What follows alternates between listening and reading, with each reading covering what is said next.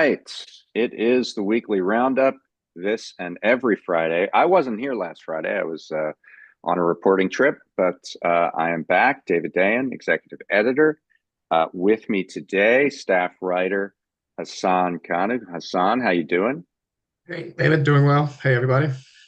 Excellent. I want to do a couple housekeeping notes. First of all, for the last few weeks on the program, we have been talking about asking for help, donations for us to get around the country and cover these battleground states and big races. I'm pleased to say that has taken hold. Um, you will see today, if you go to prospect.org, a piece from New Hampshire, from a key battleground race in New Hampshire featuring Maggie Goodlander, who's kind of a anti-monopoly Democrat. Next week, if all goes well, fingers crossed, we will have 2 field pieces per day, each day, weekday. So we're going to have 10 field pieces from around the country next week. That is the plan, and those have already been attended, and so we fully expect that. So you will be able to see the fruits of your labor. That is not to say that you don't have to donate anymore. You're certainly allowed to donate. Prospect.org/donate, but we are delivering on our promise here, and you will get comprehensive field reporting on the big races that are going on this election season. So I'm excited to bring that to you next week. I now want to turn to something that we have given you over the last 2 weeks, and that is a special issue, a bonus issue that we did, and we called it the Cold Civil War. And you can actually now read every single one of those pieces in this series at prospect.org/Cold Civil War. Now, what do we mean by Cold Civil War? This is about what we internally called state policy divergence and aggression. So divergence being that there are simply different policies based on where you live, and that while in previous years, previous decades, this divergence was relatively narrow, except on questions of race, by the way. But in the last 30 years, this divergence has widened on all questions, on all aspects of society. And in the issue, we talk about education, we talk about labor, we talk about obviously reproductive rights. We talk about immigration policy. We talk about a whole host of issues where the states have wildly diverged from one another. Anti-poverty, another one. To the extent that we see this show up in numbers like life expectancy, mortality rates. One piece that we did in the series, Oklahoma and Connecticut had the exact same life expectancy in 1959. Fast forward to 2019, it's 5 years apart. So literally where you live, making a difference potentially in how long you live. So that's why we thought it was a really important issue. And then aggression is the point that states, particularly red states, are not content with having an ideological sandbox in their own state capital, but are interested in projecting their power across their borders to impose their will on the entire nation. So that was the project, and Hassan did a really good piece in this vein. And it had to do with what is, I think, his specialty, which is the courts. And we see both this divergence and aggression play out in the different state courts. And we're talking about sort of the federal courts at the district level that are in particular states, and how they've gotten very separated, and also how red state courts, especially in the last 4 years, are using rulings to impose policy on the rest of the nation. So maybe we'll start, Hassan, by you giving kind of a capsule sketch of what you wrote about in this story. And the last piece you just mentioned is sort of the key phenomenon as far as the courts goes, right? Which is aggression. Yes. We are seeing some, because I mean, in a sense, I guess it's interesting to think about it conceptually when it comes to the courts, right? You can say, if you talk about diversion, so for example, there's the older phenomenon of states like California, right, just being very big and highly populated, and therefore California's emission standards become sort of national emission standards, right? They end up setting like floors for a lot of the states. Right. Texas with textbooks, right? A lot Right. of people are aware of that. How sort of Texas ends up deciding what textbooks are in the curriculum in lots of other states, just because there are so many students in Texas, and the publishers, can sort of make their business a lot easier by just focusing on Right. the ideas Adhering coming to out of those Texas. standards. Yes, exactly. Exactly. And so what I focused on, what I wrote about was sort of how this aggression, the phenomenon of aggression, sort of plays out more in the courts in terms of red states filing lawsuits that essentially allow them to impose policies in other states, right, red and blue. And obviously Texas is an epicenter of these things. Attorney General Ken Paxton there has filed almost, I'm sure it's over 30 by now, right? We published some time ago. Yeah.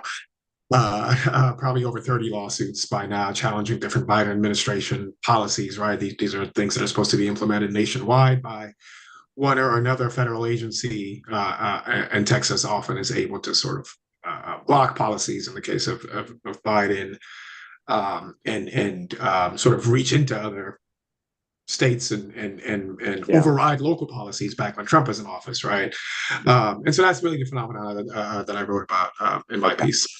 Well, we should take a step back because I think a lot of people who have, some knowledge, but maybe not deep knowledge about the federal court system, they might think, well, look, presidents select the judges, then they're confirmed by the Senate. Why should the states be different in terms of the ideological character of their judges? Shouldn't just go that Biden picks a bunch of liberal judges, Trump picked a bunch of conservative judges, and they're sort of willy nilly scattered across the entire court system. Explain why there is this divide between red states and blue states in terms of the character ideologically of their judges. Right.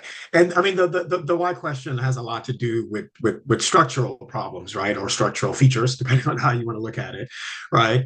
In terms of how judges are picked, and then in terms of how the courts are sort of divided regionally across the country, right? So, in terms of selecting judges, right? Historically, we've had a process where both parties used to at least involve the ABA, the American Bar Association, in making picks for judges and involving home state senators, right? So senators from a particular state, if a judge was being picked from that state or to sit on a court that oversees that state, they get to have a say, right? They get to have a say before it even goes to a Ad- vote, right? Advise and consent, usually it's Right, called, but exactly. the advise portion of that is that they make a list of recommendations, right? That go to the president, and the president typically chooses from that list to make that selection at a district court level or even at a circuit court level, which encompasses multiple states, but is like confined to a particular region. Right, right, and I mean we're in a place, and we're in a place now, as I said, historically, both parties would look to the ABA to get some advice on sort of the pipeline of lawyers coming up that are ready and have the resume Mm-hmm. and the right Mm-hmm. temperament to sit on a bench, and then sort of pass that on to the White House. We're at a point now where Republicans have sort of short circuited that process and basically decided they're not going to follow that norm anymore, right? And it doesn't really matter what the ABA says. Okay. Okay. What's most important to them and other. So Yeah, there are two yes. things really going on here. The number one is that home state senators get a say in who becomes a judge in their particular state. And whereas we were more ideologically kind of unsorted in previous decades, now there literally are only three states where that have a split in their Senate delegation. I think it's three That's right. states. There's Maine, there's Wisconsin, and there's one more that I'm forgetting, Montana, actually, where I just was. So I shouldn't forget that. And Ohio. So maybe there are four or five. But by and large, if you're in a red state, you have two red state senators. If you're in a blue state, you have two blue state senators, which Pretty much. means that their decision-making process is going to trend towards more liberal or more conservative judges, as it were.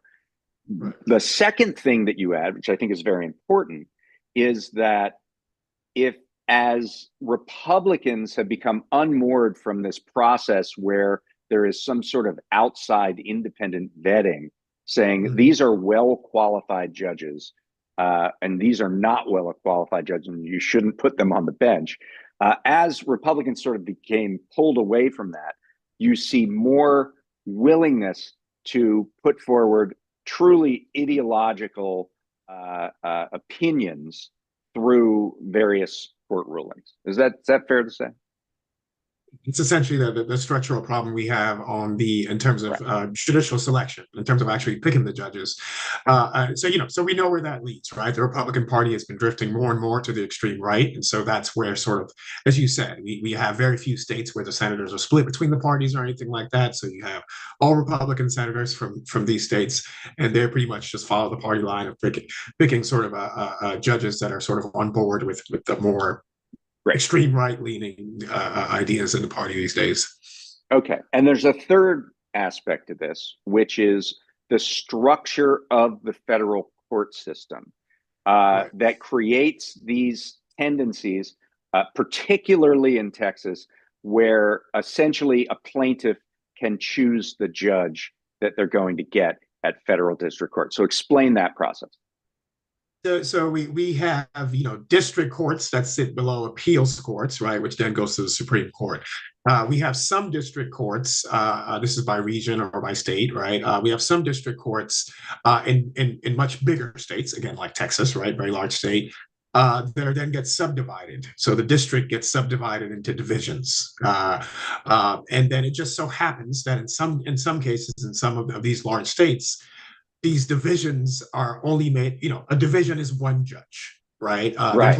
There's lots of states that have there's lots of places where a district is subdivided into divisions, right? But those divisions might have two or three or four or five judges sitting in those Right. divisions, right? In Texas, in part because it's so large, and perhaps in part because of ideological reasons, there are a number of divisions where you have just one judge, and what that means is when you file a case in that division, you pretty much know who it's going to. Right. And again, when you have this pipeline of judges that are vetted not by the Bar Association, but more so by the Federalist Society and that kind of thing, Republicans like Ken Paxton have a pretty good sense of sort of how they might view really any issue that they bring before those judges. Right. So let's put those three together. So, and taking the example of Texas. So you have home state senators putting together a very narrow set of judges to go up to the president to nominate. You have an ideological hardening because of how Republicans have gone away from the independent vetting process, and because the Senate has and Congress has not updated the various judicial divisions. You have divisions where there's one judge or maybe two judges, particularly in Texas. So that creates a situation where if you're a plaintiff and in the last 4 years you had a problem with a Biden administration rule, for example, that affected your business in some way, you could go to Amarillo, Texas, and know that you are going to get Matthew Kaczmarek as that judge. And that's the culmination of all three of these things. He's a very hard right, very anti-abortion, tied to the anti-abortion movement judge that is going to spit back a ruling that is probably going to be favorable to you in most cases, if not all cases. And so this is like a loophole almost in our system of jurisprudence. Like the plaintiffs aren't supposed to be able to pick the judges. They're not supposed to know what the verdict is going to be before they file the case. And that's where we're at right now, right? Right. And what we're describing really is it's like a form of judicial gerrymandering, right? It says in the same Yes, way people talk about, in the normal sense of gerrymandering, politicians selecting their voters instead of the other way around. Here you have litigants selecting their judge, instead of the judge sort of just making a decision based on random assignment. absolutely. And the interesting thing about this is that plaintiffs have understood this to such a degree that now they're going the extra mile to figure out some tenuous connection to those judicial districts so that they can actually file there. Because, I mean, how it's supposed to work is that you can only file in a place where you actually have an injury, right? You can only Yeah. file in a district where there is someone with a tie to that district that is injured. Right. So you write in the story a couple different things, and we can talk about it. First of all, Paxton, his jurisdiction is Austin, but he keeps filing in Amarillo or he keeps filing in Mm-hmm. Fort Worth, even though the courthouse in Austin is down the street from the Attorney General's office. The Very, second, very literally, yeah. Mm-hmm. yeah, About the 5 minutes second away. phenomenon, yeah, the second phenomenon is that you have hedge funds and private equity firms that are putting together shop Texas so that they have the jurisdiction to work against a Biden administration case. They literally have a nickname for this called Y'all Street instead of Wall Street. So you're seeing plaintiffs adjust to this judicial gerrymandering by also sort of migrating themselves to the place where they would have the most favorable judicial environment. Right. And the hedge fund you're mentioning, one ended up winning a pretty big ruling in favor of their sector against the SEC. But right, to your point, folks are quite literally setting up shop in the district so that they have the connection to that area necessary to have standing in court, right? And this is quite, you can sort of see how simple this is, right? What these groups call Mm-hmm. themselves is that they're trade associations, right? So you have a Right. bunch of companies get together that have an interest in fighting one regulation or another. They say we are putting together, the American Association for Mattress Manufacturers, just for Right. example, right? And that's going to be headquartered in Amarillo, Texas, perhaps, or Austin, Texas, Right. perhaps, for Right. whatever reason, right? Right. Or they it's the Chamber of Commerce and they just find one person, one member in Texas That's right. that they can figure out. And then one interesting thing, and you've written about this repeatedly, is that there's this case around credit card late fees, right? And it was filed, I believe, in Fort Worth, Texas, with the local Chamber of Commerce. And the judge in that case, even though he's a Trump judge, keeps saying there is no connection of this case around credit card companies and the limits and caps they can have on their late fees to Fort Worth, Texas, where there are no credit card companies. And all the judges or all the lawyers in this case live in Washington and are commuting down here to Fort Worth. The actual rule that was administered by the Consumer Financial Protection Bureau was also in Washington.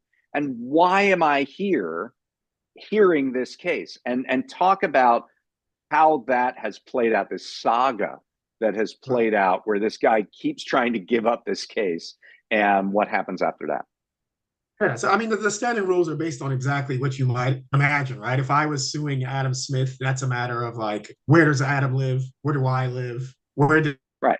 it happen? Right? Just very, very basically. What we have in the Texas case is what looks like a pretty apparent sort of an entity that took advantage of all the loopholes that we're discussing, filed their case in Texas. But to your point, a Trump judge got the case and said, look, there's no real connection to this district, right? These businesses that are challenging the case aren't headquartered in Texas. The rule was not passed in Texas. It's a federal rule. That's why most of these cases get filed in the DC circuit because the federal agencies here in DC, right? Yeah. And so that's where the thing that harmed you happened. The rule was passed here. And the lawyers that are on the case these business groups have hired to litigate the case work out of DC, and like you said, have to travel. So the judge pretty reasonably, I would say, said, we got to ship this thing off to the DC district and have them hear the case. And of course, the business groups that filed it sort of filed a motion trying to fight this case. And the appeals court, so the judges sitting above the district court in this case, were actually ruled against the district court ruling and said Mm-hmm. we would like to have the case back. And what ended up happening was this is in the discretion of the DC Circuit at this point because it got on their docket, right? The rule is it's in the docket. Right. It's now your case. They have all the power that comes with being a judge to do whatever they feel like with that case. They have no obligation to send it back. But in this case, the judge kind of just sort of seemed to want to avoid a sort of bigger spectacle here, right? And Right. said, fine, we'll send the case back, like the appeals court said, and send it back to the district court judge. And they're still kind of sort of going back and forth in that case. It's still pending. Crazy. And then we should mention there's kind of a fourth factor here, which is the growing willingness on the part of these conservative judges to engage in nationwide injunctions. Because Right. when a judge hears a case, particularly a case with these national implications, it could do one of two things. It could say, okay, I find that you, individual plaintiff here in Amarillo, Texas, is harmed, and I will say that for the purposes of Amarillo, Texas, this rule cannot have force because it's harming you. Or I can say, actually, the entire country has to live by this rule. The entire country has to. We're going to put an injunction on this rule nationwide. So talk about that aspect of it, because that is what ties this all together. There's no reason for the Chamber of Commerce Right. to come down to Amarillo, Texas, unless they are clear that Amarillo, Texas is going to set this policy for the entire nation. Right, and the point you're really making is that these strategies are working often in cases where the letter of the law and the rule of law is not necessarily in these business groups' favor or in Attorney General Ken Paxton's favor, right? Mm-hmm. And they seem to, like in the number of cases that went up to the Supreme Court in terms of policy, seeking to block, for example, Biden's immigration policies. Right, the president has immense power over immigration as a general matter, but in many cases they were able to block those policies because judges were willing to sort of go against existing precedent, right? And so, I mean, yeah, I think a key thing in all of this, going back to the selection of judges that we talked about and how that kind of changed during the Trump administration in terms Mm-hmm. of really appointing judges that Republicans might have voted against in years prior, right? Right. Judges that were sort of had an You mentioned activist, like a ghost hunter or something. There was like a ghost yeah. hunter that got nominated or something. Yeah, this guy was a conspiracy theorist, had a bunch of, was posting racist things online and that kind of thing. Yeah, there were like Right. three judges 1 week in 2018, I want to say, that ended up Yeah. basically, couldn't get a vote on their nominations, ended up having to Right. drop out They because were so egregious that we couldn't right, even get those guys if you nominated. can But imagine. yeah, Right, but others have been. Um, and then there's actually a fifth factor that you go into in the piece. The Chamber of Commerce wouldn't take the time to go down to Texas and do all this if they thought they were going to get overruled. But the district courts, particularly in Texas, there's this kind of pipeline. They go, if they are appealed to the Fifth Circuit, which is also extremely conservative. It's based in New Orleans, but it encompasses Texas and Mississippi and Louisiana, maybe one other state. And then the pipeline there goes up, if it's appealed again, to the Supreme Court, which also shares these characteristics, especially since the Trump years, which now there's a 6-3 conservative split. So right, now there's this, they have a loophole, but there's also a pipeline, right? right, right. Yeah, no, absolutely. I make that point that we see these dynamics are reflected all the way up to the top, to the highest court in the country, right? Obviously, everyone knows the stories of the nominations process, going back to Obama's failed nomination of Merrick Garland, right, and what happened since then. Right. So we have those structural problems, and we see the same things reflected at the Supreme Court, with the most stark example being the immunity decision, right? Sure.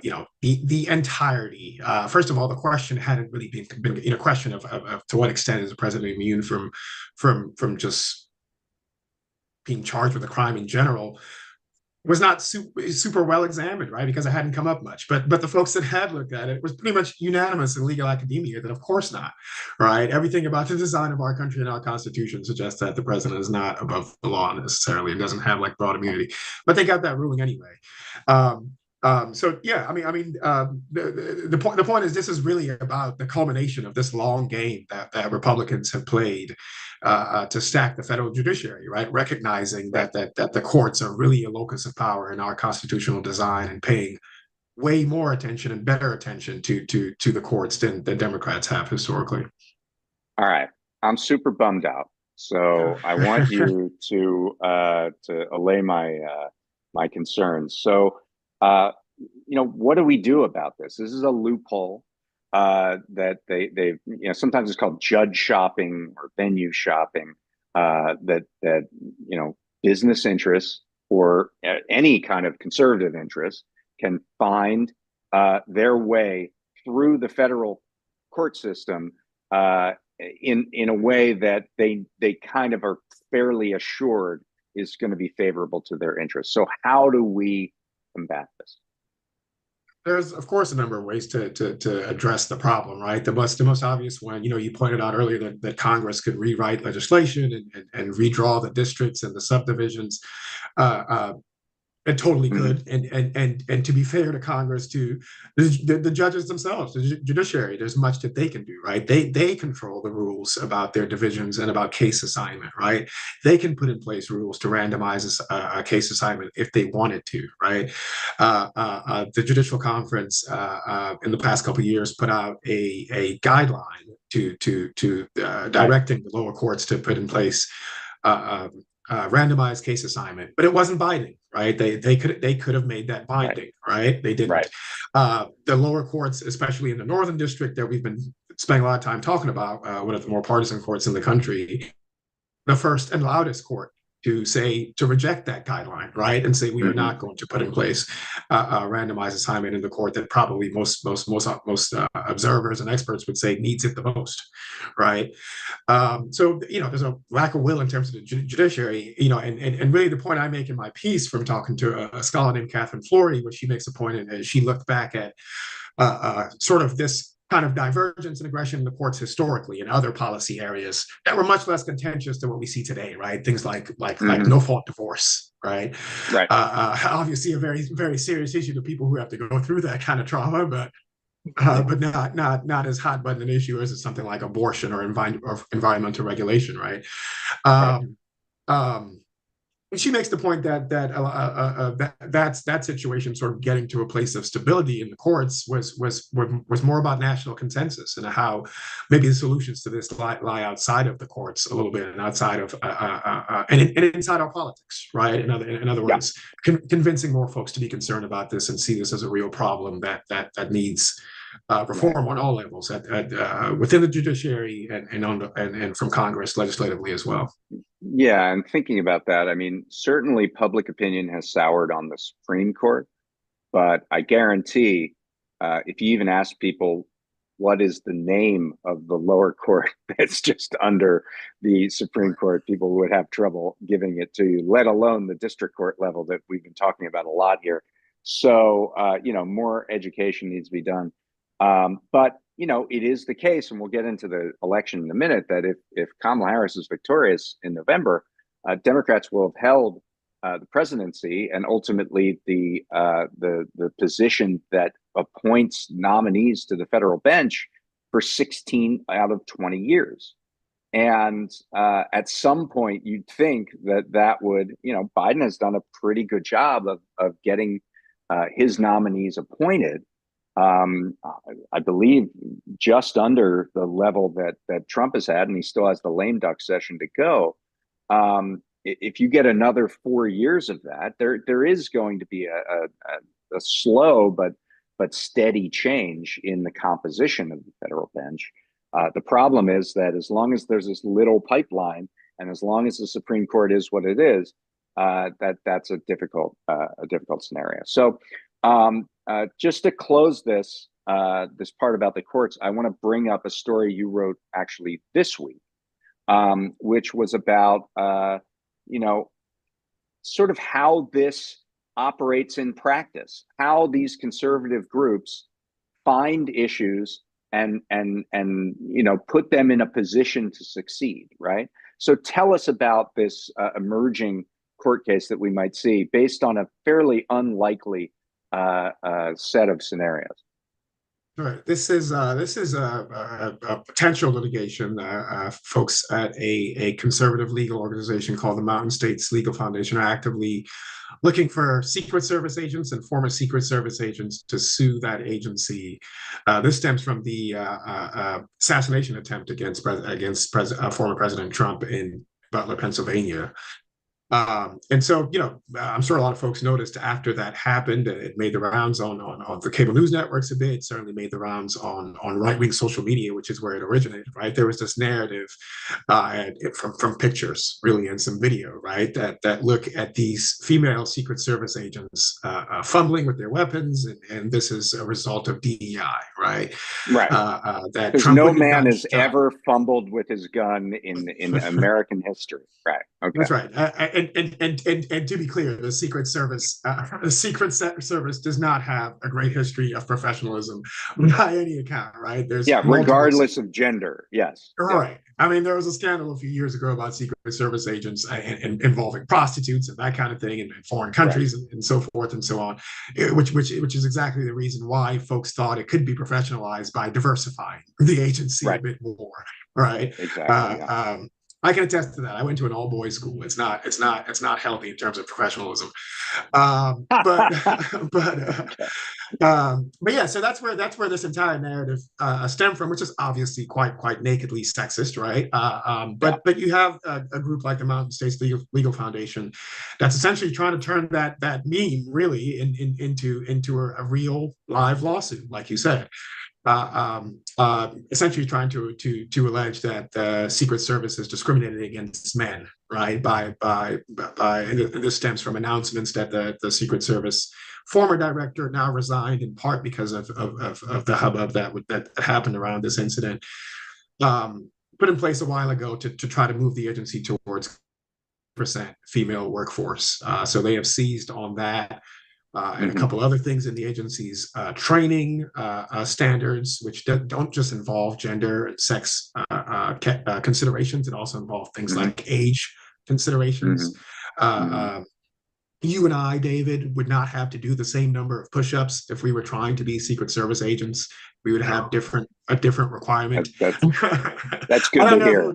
But I'm just saying the requirement would be different. We will not be showing on this show me doing push-ups. That's a different contest show. Okay. And I think what's interesting about this, and you mentioned this in the piece, is that it's not just about federal agencies and their gender diversity policies, but you could see a lawsuit like this extend to the private sector as well, right? Right. And I mean, like I said, we're at the point where these groups don't really make any secret of this, right? The general counsel of the Mountain States Legal Foundation told me quite clearly that, yeah, we don't sue private organizations, but by no means do we think a ruling like this would be limited to just the government sphere. We think if we were to get this ruling, someone else, some other conservative legal organization would more than likely bring a lawsuit and get a similar ruling for the private sector. Certainly they would be trying to, right? And what that would mean basically is programs like what the Secret Service director announced, so government agency, any large corporation or small business even, announcing something like, which is quite common, right? We've seen this in many businesses. We're trying to get to gender parity. We're trying to get to 30% because it's a historically male-dominated field or something. We want the board to have, 20% more women at least in the next 5 years. A ruling in line with what these folks are seeking would make call into question any kind of program like that. Certainly, you wouldn't want to be announcing it and advertising that you're doing something like that. Yeah.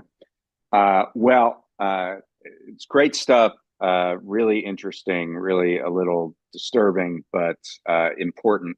As I mentioned, you can see Hassan's piece and all of the pieces in this series that we looked at on state policy, divergence and aggression, including some ideas of how to counteract it, how blue states can create maybe a détente here by engaging their own policies, at prospect.org/cold civil war. So check that out.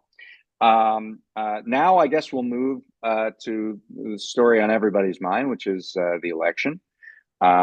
We have been kind of in a holding pattern, been very boring for us political reporters, but it reflects reality, which is people are pretty rigid at this point in terms of their choices. And we're in kind of a pattern of stasis in the main battleground states, all of which are well within the margin of error. And you're talking about 7 states, the 3 blue wall states, Michigan, Pennsylvania, Wisconsin, and then 2 states in the Southeast, North Carolina and Georgia, and 2 states in the Southwest, Arizona and Nevada.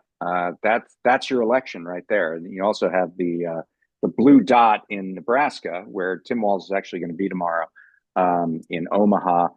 That looks like it's trending Democrats' way, which makes it easier to just win the blue wall states and actually get a majority in the Electoral College.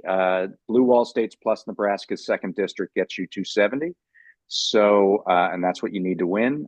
So that would be like the barest of majorities. But, this is all extremely up in the air. And you and I were both in places off of that map.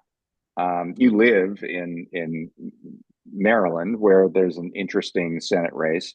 I went to Montana last week, where there's also an interesting Senate race. And maybe we could start quickly by talking about that, and then we'll move on to just sort of talking about our thoughts about the presidential race. So let's start with Maryland. So Maryland, why don't you just sort of explain the Senate race there and what's going on? Sure. So we have a race between, obviously, former Governor Hogan and Angela Alsobrooks, county executive and former state's attorney in Prince George's County here in Maryland. That race is reflecting a lot of dynamics that you just talked about from the national race, from the presidential race, right? We're sort of in a state of stasis at this point, right? So what we have, Hogan is a very popular, moderate Republican governor in the state. He served left 2 terms, office. right? He was a 2-term governor, That's right. Larry Hogan. Yeah. 2-term governor, left office with quite high favorability ratings. Also, Brooks is sort of a rookie in terms of his sort of statewide a race like this. But she's also a very well-liked official in Prince George's County, in the suburbs of Maryland here around DC. And like I said, it's sort of Maryland has some very purplish areas outside of the suburbs of DC, and it's hard to sort of say which way those folks might swing. A lot, both Hogan's sort of line in general has been that he will run as a maverick, but he intends to sort of go against the more extreme tendencies that you see from Trump and some of his acolytes in the party. Also, Brooks has essentially fallen exactly in line with the Harris platform.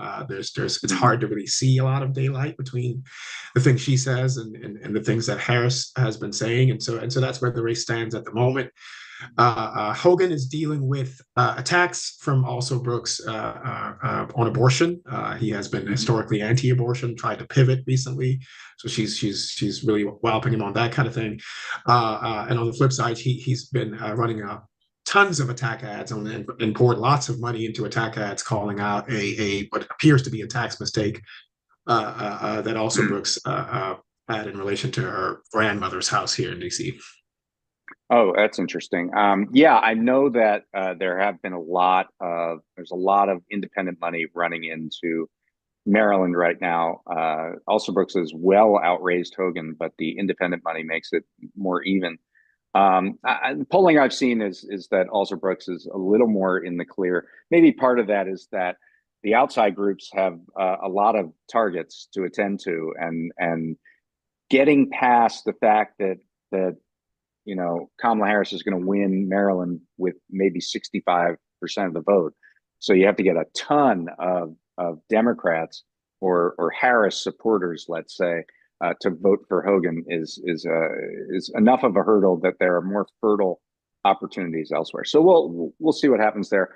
I was in Montana. I'll tell you about that in a second. But we have a question from Jules asking about our take on Dan Osborne. We have written about Dan Osborne. He is a independent candidate in Nebraska Senate race where there is no Democrat on the ballot. So it's just the independent Dan Osborne against the incumbent Republican Deb Fischer. And this is kind of the flip side of what we were talking about in Maryland. Obviously, Nebraska is a huge Republican state. Donald Trump's going to win that by 20 points or more. And Fischer is trying to hang on against someone who strongly associates with labor, has created some distance between himself and the Democratic Party, and has shown a very close race in polls. Some of them showing him up by as much as 6 points. Right now, what we saw this week is finally Fischer brought in the big guns. It was kind of hilarious. She put on an ad with Donald Trump, who was beaming in from his gold-plated jet, his personal plane, to say 20 seconds about Dan Osborne not being aligned with the interests of the people of Nebraska, like from 20,000 feet, right, from a gold-plated plane. Talking about a union member, I thought that juxtaposition was rather amusing. However, given who Trump is and what he's going to do in that state, it may have been effective. We actually have someone who's a Nebraska native who's going to be in that district this weekend, and we're going to have that piece up next week. So, and we're going to have a piece on Maryland, and we're going to have my piece on Montana, and I'll start talking about that now and get your reaction, Hassan. So I was in Montana. I was in Missoula, which is kind of another blue dot in a red state. Missoula is the home of the University of Montana. It's one of the more liberal areas of the state. It was homecoming weekend. It's college town. University of Montana is there. It was their homecoming. And they do this parade that lasts like 2 hours, like this insanely long parade. Where every small business and local high school band and politician in like a 200-mile radius shows up. John Tester was there. He was in a tractor on this parade route, going down the street in a tractor, and knew kind of almost everybody, it seemed, on the parade route. And he's running against this guy named Tim Sheehy, who's an out-of-state millionaire. He was born in Minnesota. He moved to Montana only recently and only became interested in politics by being a donor to other out-of-state millionaires who make up the Montana Republican Party. One thing, it's weird. There's almost an archetype of each party's candidate. If you look at the House races and the Senate race and the governor's race, there are rich businessmen on the Republican side, most of them with only a recent connection to Montana.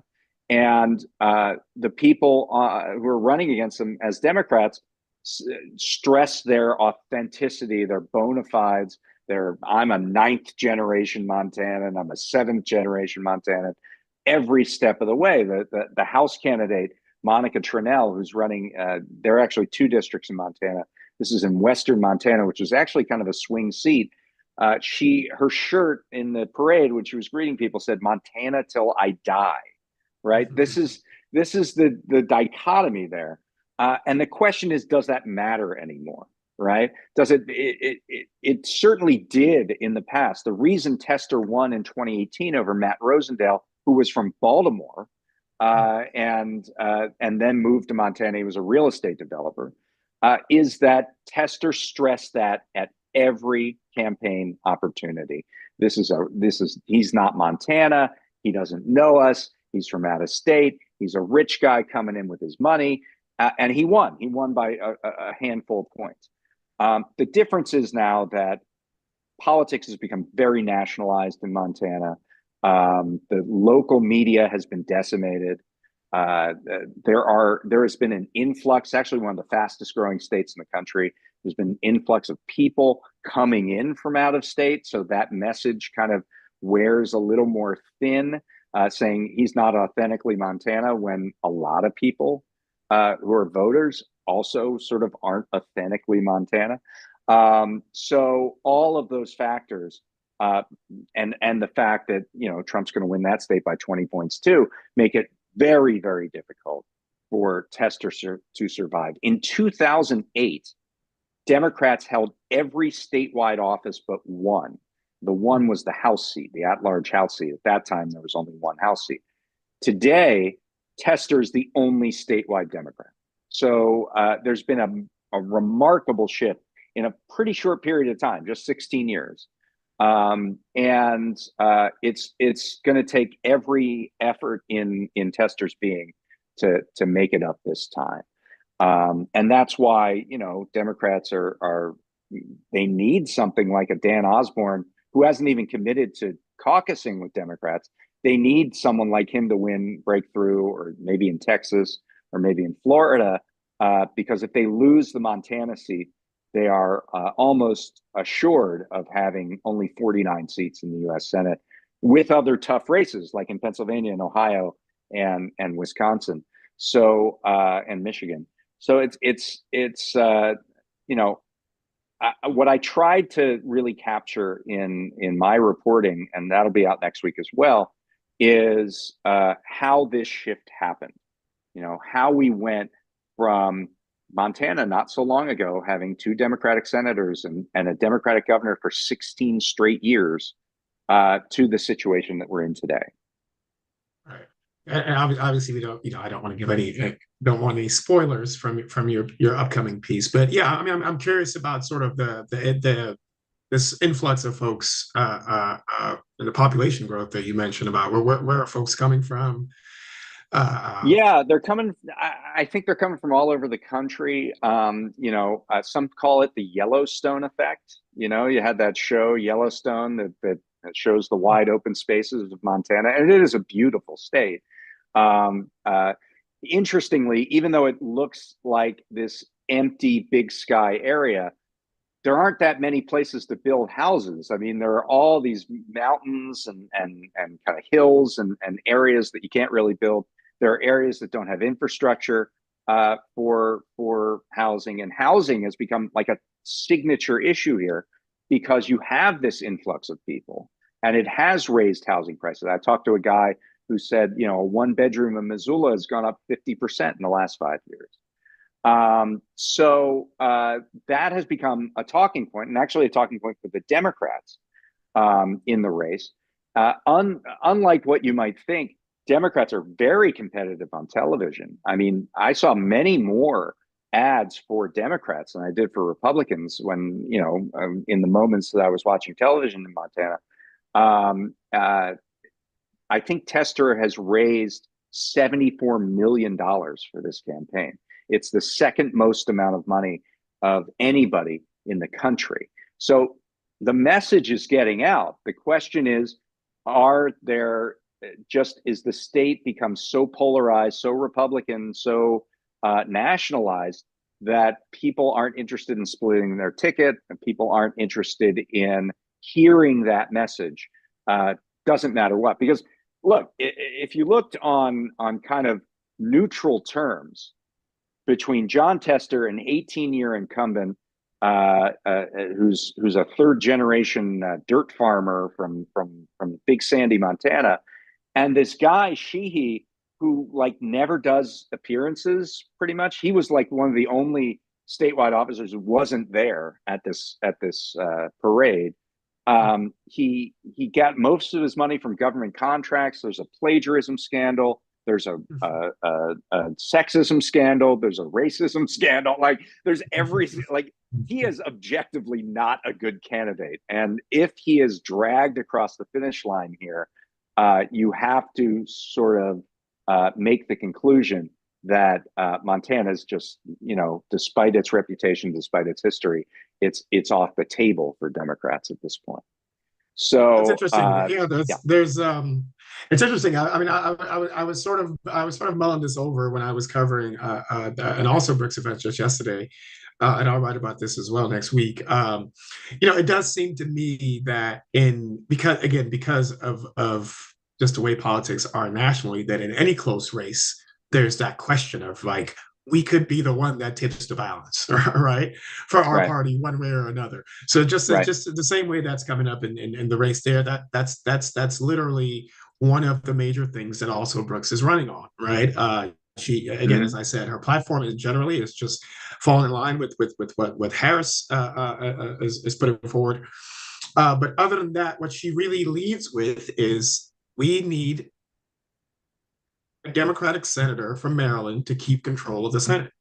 If you Right. send Larry Hogan to the Senate, that is quite likely to give Republicans a majority, and so that's why this race is so Yeah. important. So she's really leading with that, and It's I think that's it's a process argument, but it can work. I mean, especially in a state like Maryland that has a lot of state workers, they're more educated about what control of Congress means. I remember a race back in 2006, I believe, between Sheldon Whitehouse and Lincoln Chafee. Lincoln Chafee was a liberal Republican. People generally liked him in Rhode Island. And the only ad, or not the only ad, but the main ad that Whitehouse ran was just it was one shot of the empty Senate chamber. And all it said was, you might like Lincoln Chafee, but he's the reason why Democrats won't have this chamber. And this will be in the hands of Mitch McConnell if you vote this way. And he won. He won on that message. So that can work in blue states, and consequently, conversely, that can work in red states as well. They can say, look, Chuck Schumer will have control of the Senate if you vote for John Tester, even if you like him, even if he's more Montana than our guy. And so I didn't see that ad in particular. Because I don't think Republicans do it that way. They were running ads basically lying about Tester and saying he voted to bring in immigrants and he voted to do this and that and the other thing. But and guns was a big issue that I saw that they talk about in Republican ads in Montana.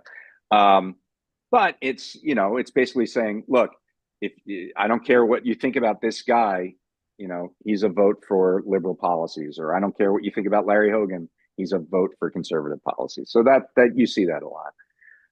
Okay, we only have yeah, go ahead. No, yeah, I was going to say definitely. It seems I'm sure it is a fairly effective message for some Marylanders, but I mean Maryland gets pretty interesting in southern and Mm-hmm. eastern Maryland particularly, right? Where, like I said, it's much more purple, and that message might not resonate with all the voters. I mean, look, I think Hogan's record sort of proves what she has to deal with, right? He won twice, like you said, left with super Yeah. high favorability ratings as a Republican governor in a state that had historically had a string of Democratic governors, right? So that's what she really is coming up against, and I don't know that those voters, those folks who might have historically voted Democrat, but are Hogan supporters, or at least were for governor. I don't know how effective that message may or may not be. It all depends, but it's interesting to see.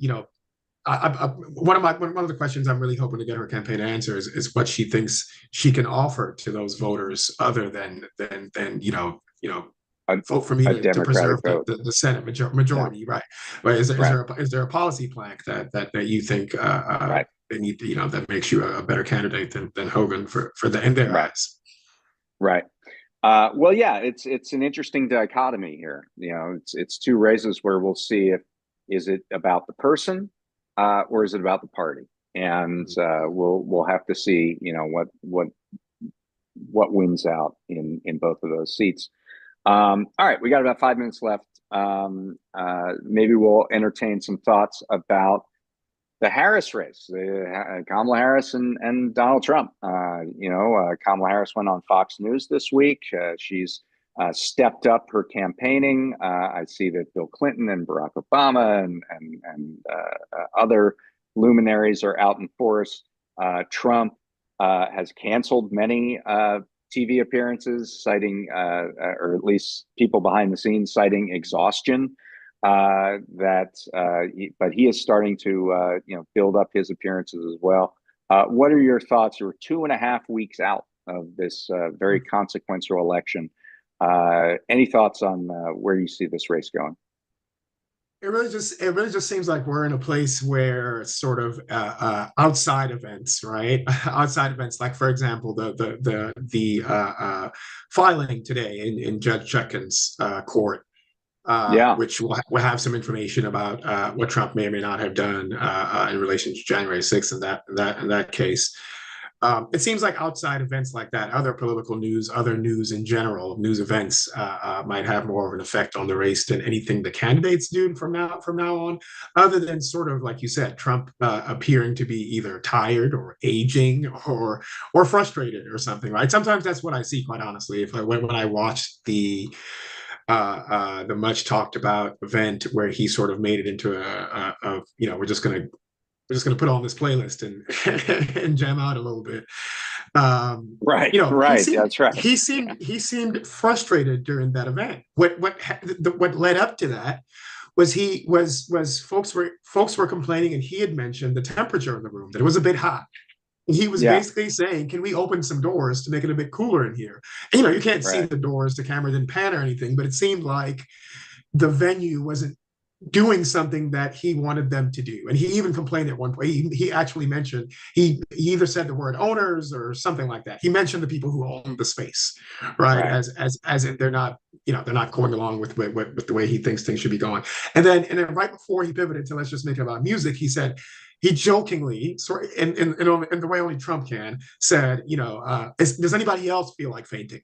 Right, Right, and you right. could hear a bit of frustration in his voice. He was a bit frustrated with the Right. way the whole thing was going, and then he pivoted to let's just make it about music. So I saw a little bit of like sort of like frustration maybe with the fact that he seems to be losing some momentum. He doesn't seem to be regaining his edge in the polls. But yeah, so I think my eyes are on that. How Trump continue to lash Well, out and act frustrated, and sort of outside events really. Yeah. well, he'll finally have a reason to an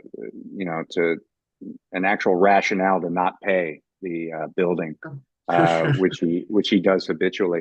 I think the last thing I'll say is that in a race this close, it's a cliche to say it will come down to turnout, but it really will, and it magnifies the the the stark difference in the ground games of the two campaigns. So Harris, I know from some statistics from people I know who have been volunteering. I know that as of a couple of weeks ago, they were doing something like 2 million phone calls a weekend. Uh, they have knocked on a serious number of doors. There are full time campaigners through Unite Here. We're going to have a great piece next week on what the Culinary Union is doing, knocking doors in Nevada. That union is knocking on doors, and not just of other union members, but of all people in the state, in 3 states: Arizona, Nevada, and Pennsylvania. They did the same thing in 2020, and those 3 states provided the margin of victory for Joe Biden over Donald Trump. So those union efforts to knock doors and get out the vote, that Unite Here effort is the largest effort in the country. is going to be incredibly important. Then you look on the other side, and you have this kind of shambolic organization that now Elon Musk has taken over, and he's kind of illegally paying, telling people to pay, they will be paid $47 if they sign up and register to vote, and then vote for Donald Trump, which violates campaign finance laws. But it's the difference between having authentic messengers, like people that are part of the working class, and volunteers doing this on their own time, that really believe in the thing that they're talking about, and then having these outsourced organizations, not with the actual presidential campaign itself, or not with an affiliate union, doing the work in ways that they have never done before. So I think that's going to be an important factor. The ground game is going to be an important factor as we get to the end of this election. But we are out of time. Hassan Kanu, thank you so much for being here. As I said, next week, we're going to have tons of on the ground field reporting for you at prospect.org. Just stop by any day and you'll see multiple pieces on the subject. And we will be here next Friday. I may not be here next Friday, but we'll see. You may see me, you may not. Either way, you're going to get a good show. Thank you for being here, and have a good rest of your day.